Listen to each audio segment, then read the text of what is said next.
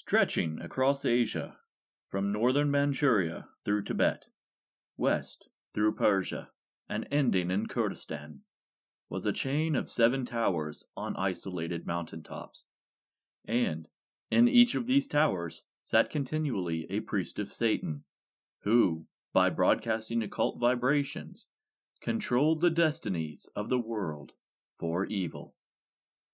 From Adventures in Arabia by William Seabrook, 1928. According to John Keel, author of the famed Mothman Prophecies, a metaphorical 8th tower was installed by non-human entities, and its effects can still be felt to this day. It influences all aspects of the paranormal through manipulation of a theoretical energy field that Keel calls the superspectrum. The manifestations of this energy field varies from lights in the sky to physical entities lurking in shadowy recesses. Throughout human history, esoteric cabals, Stygian priests, and power-hungry god kings have manipulated the superspectrum in their favor. In the modern day, the superspectrum influences psychic abilities, vanishings, and cryptid sightings. But the 8th tower, the generator of the energy used by the superspectrum, is dying. I'm your host Jason, and you're listening to the Esoteric Book Club.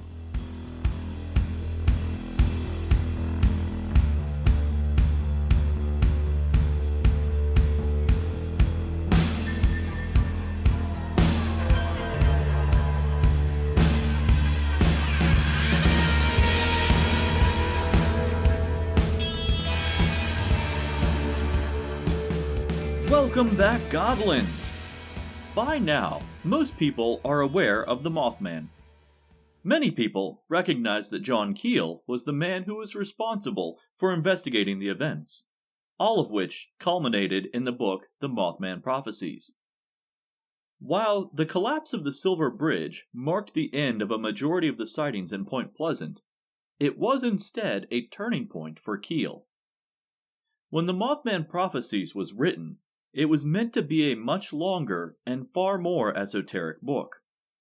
So much so that the publisher asked Keel to remove a lot of conjecture about the wider spectrum of the paranormal and how it interacts with humanity. While The Mothman Prophecies went on to be a cult classic, spawning a major motion picture, Keel still felt the need to expand on his theories. Thus, the 8th Tower was born. Also known as A Cosmic Question in overseas markets. This work looks at the paranormal as a whole, rather than as isolated events. You see, to Keel, there may be little difference between Little Green Men and Bigfoot.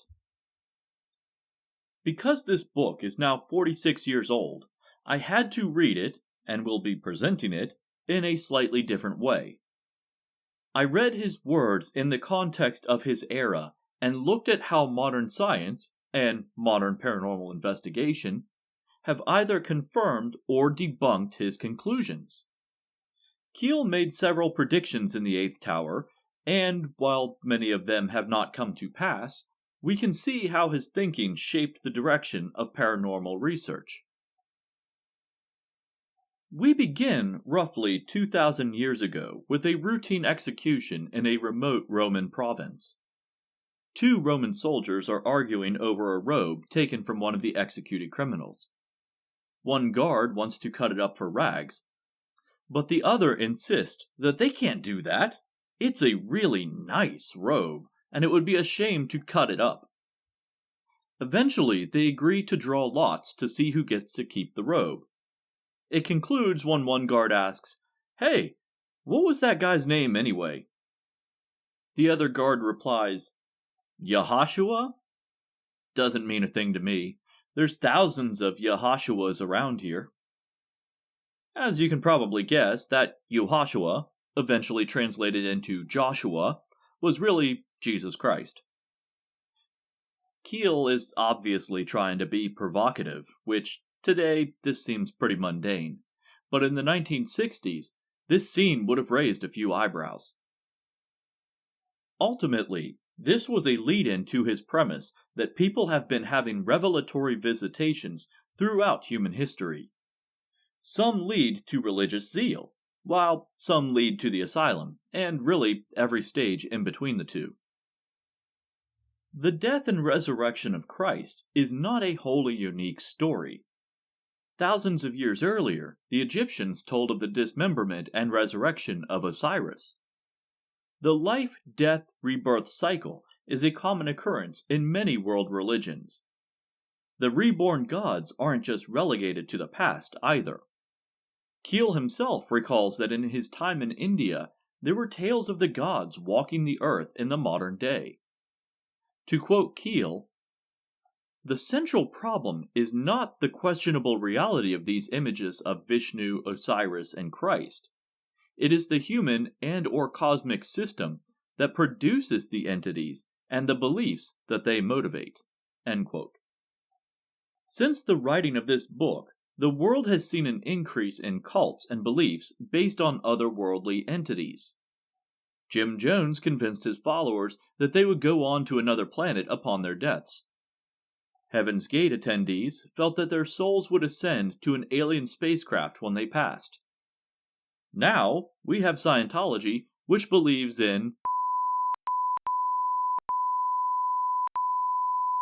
although it's probably best that I don't go into that. I understand that they're a bit lawsuit happy.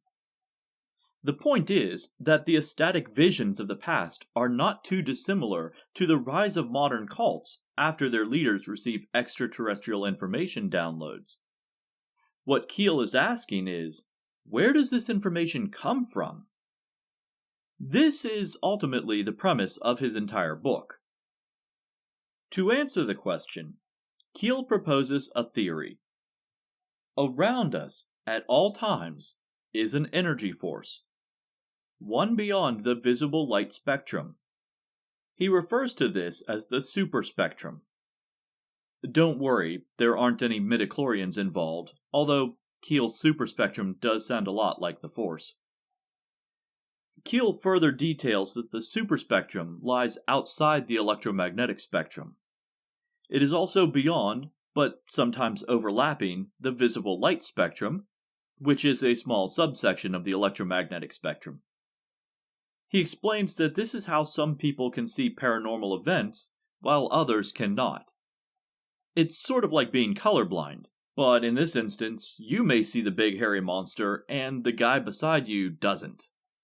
This also explains why UFOs seem to shift through various colors between the time that they appear and between when they vanish. According to Keel, it's because they are shifting from one end of the superspectrum through the visible light spectrum and then back to the lower end of the superspectrum. Are you still with me? Yeah, I thought it was a bit much when I first read it too. But Keel anticipated this reaction. To better explain this, he jumps back to the turn of the century. The very fact that you are able to listen to this podcast at your leisure is essentially because of one man, Guglielmo Marconi. Okay, so that may be a bit reductive, but Marconi is generally considered to be the father of radio, and without radio broadcasting, there wouldn't have been the evolution into podcasting. Marconi was experimenting with the electromagnetic spectrum, notably the manipulation of the waves produced by it. Visible light is just one small part of the EM spectrum, but Marconi was testing the extremes. He started out experimenting with short waves, but all he managed to do was accidentally create a death ray that murdered his neighbor's livestock. This would have been achieved through the use of waves lower than visible light, infrared, and even lower than ultraviolet. We're talking gamma levels of radiation, so we're probably lucky that we didn't end up with rampaging hulked out sheep. This is about the time that he drew the attention of Benito Mussolini. Mussolini wanted what any fascist dictator wants: weapons.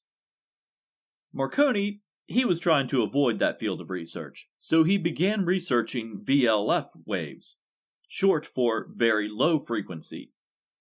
VLF waves are long waves as opposed to short waves of his accidental death ray. What Marconi discovered is best relayed in a story. In June of 1936, Benito Mussolini's wife Rachel left on a trip to Ostia.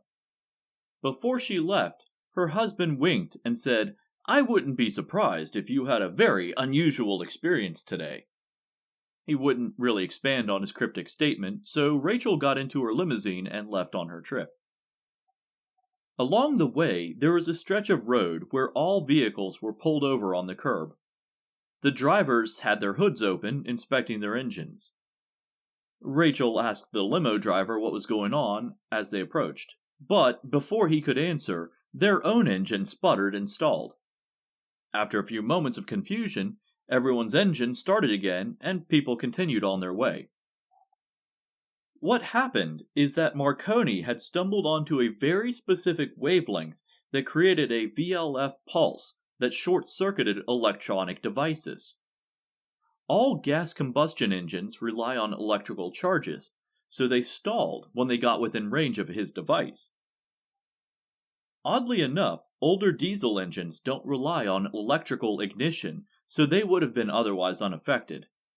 Today, we know this pulse frequency as EMP, or electromagnetic pulse. As fascinating as Marconi's research is, what is the point of it in relation to the superspectrum? His work demonstrates the full gamut of ways that a single wavelength can function and manifest. At one end, we have death rays, and at the other, we have long-range radio communication and EMP devices. Keel spends several chapters exploring how just the manipulation of this one wavelength can yield so many varied results. Keep in mind that when this book was written, several physicists had already previously discussed the fifth-dimensional forces, but the theory of what we know today as string theory was just being formed. On a side note, Russian-born French scientist Vladimir Gavreau is the only person to have been awarded a patent for a sonic death ray. His work worked a little too well. Gavreau's death ray worked using infrasound and had an effective range of 5 miles, but it had two problems. First, it couldn't be directed or aimed, so it harmed the users as well as the targets. Second, it killed everything. I'm talking leaves falling from trees, birds plummeting from the sky, grass wilting, everything. Apparently, the patent is not sealed, and anyone can obtain it from the patent office in Paris. Since the release of this book, we now have something known as the Active Denial System, or ADS, a device developed by the US military and prototyped in short-range form by Raytheon. It basically works the same way as Gavreau's death ray, utilizing VLF waves to heat up a target's surface. It's not on the level of microwave, but prolonged exposure can yield second-degree burns. All of this from an invisible subsonic cannon. You may also recall from past episodes the mysterious Havana syndrome affecting US diplomats. The current theory is that a VLF device is projecting sub-microwave pulses into the person's room. These waves aren't meant to cook the target, but they could cause malaise, fatigue, headache, and paranoia. This just demonstrates that this isn't some archaic technology that was being researched in the middle of last century. EM wave technology is still being developed and in some places is in active use today. Electromagnetic waves aren't just a result of human technology, though. In fact, magnetic anomalies are so common that the U.S. Geological Survey researched and mapped them back in the 1950s. It's actually pretty fascinating if you have a chance to look at this map. My town is the center of one of the stronger anomalies in this country, so yay? While this survey may be the first of the atomic age, it's not the first time that a culture has recorded the flow of geomagnetic currents. In China, there is the concept of dragon lines, or currents of Earth energy. In the Americas, there is speculation that the mound builder culture used these same lines to plot the location of their constructions. In the mid-1800s, this was described in broad terms as telluric currents. These currents differ from geomagnetic currents in that they encompass both natural and man-made waves that pass through the earth and sea. That last part is key, because it shows that these waves, by virtue of being detectable through great depths of water, are in the VLF range. At this stage, we can start to see the growth of Keel's premise on the superspectrum. It's a form of energy. Its use and application can be as varied as the electromagnetic spectrum, part of which seems to overlap. This field is then something that humanity can tap into, tune into, and manipulate. If this is the case, what would that look like? It's clear from generations of paranormal research that it's not something that can be detected with technology, except in the instances where it overlaps with the EM spectrum. Keel proposes that the use and manipulation of the superspectrum would look like, well, magic. In more modern manifestations, this would be psychic abilities. It seems like a bit of a stretch, but let's look at the details.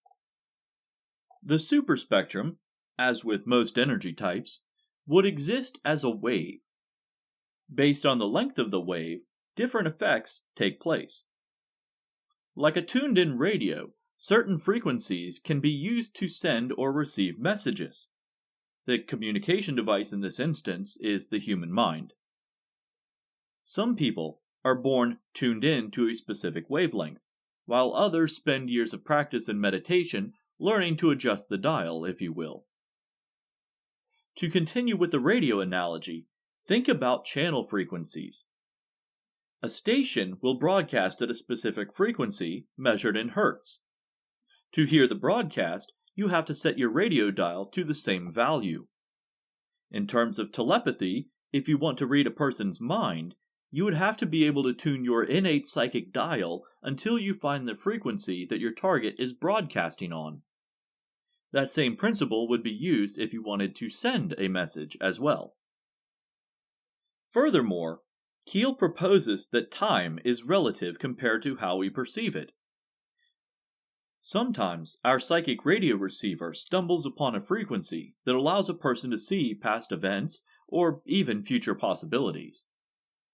Even more fascinating is that when this book was being written, the US government was actively working on a psychic remote viewing project. This project was under the auspices of the Defense Intelligence Agency and began in 1972. The copyright date for the first printing of The Eighth Tower is 1975, although Keel was beginning to formulate his ideas while investigating and reporting on the Mothman sightings in the late 1960s. This could just be an instance of cultural zeitgeist, causing the two unrelated search topics to overlap. But, if you follow the direction of Keel's theories, he would say that it is all an example of the superspectrum in motion.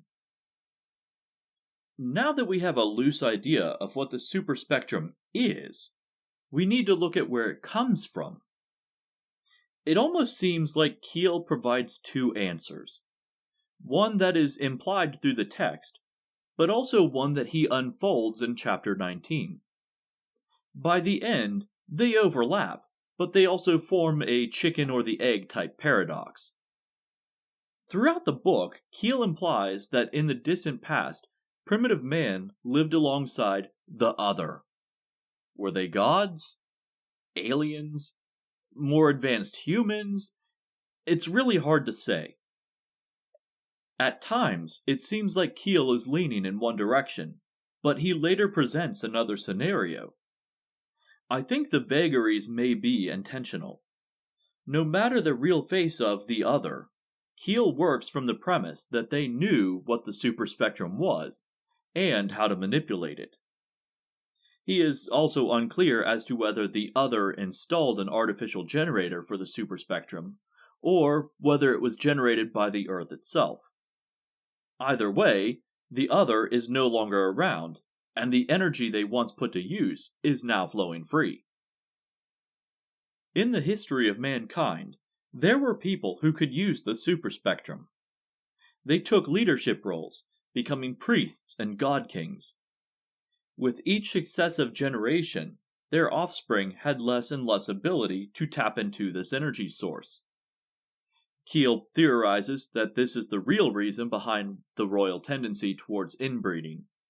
The families weren't just trying to preserve a bloodline, they were attempting to preserve the genetic ability to use the superspectrum. Modern man has very little ability to tap into this energy source, and it only seems to manifest intermittently as psychic abilities or through coincidence. Beyond human ability, there also seems to be spontaneous manifestations which take shape depending on the collective consciousness of the people at the time. If someone expects to see a Bigfoot, it will manifest as a big hairy monster. If they expect aliens, they're gonna see a UFO. There is also an underlying idea that the Earth itself, as a biological entity, may be creating things with the superspectrum, utilizing it as a sort of immune system.